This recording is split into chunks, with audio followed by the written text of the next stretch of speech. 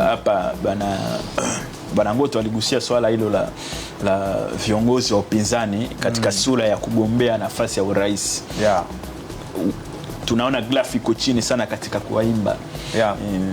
Hii inatafsiri nini? Vyama vya upinzani havina watu wenye uwezo wa kuweza kuwa marais au ushawishi wa kuweza kuwa marais, au tafsiri yake ni tafsiri yake hapo kwenye nafasi kubwa kama hiyo rais huwa ni ajenda kubwa za kitaifa.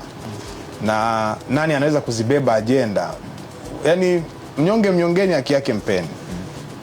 Samia Suluhu Hassan daktari rais wetu amebeba ajenda nyingi sana za kitaifa.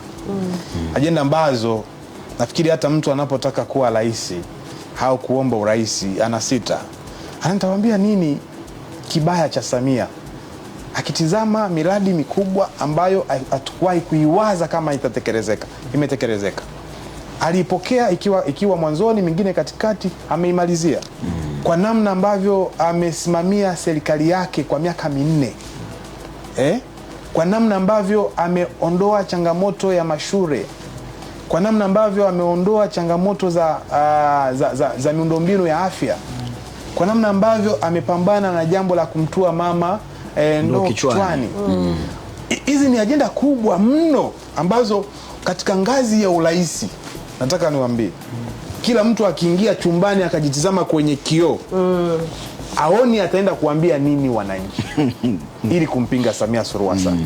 Na hili nataka niwaambie, watu wasije wakafikiri mbona Chama cha Mapinduzi walipitisha kura ya turufu ya kusema aende mwenyewe.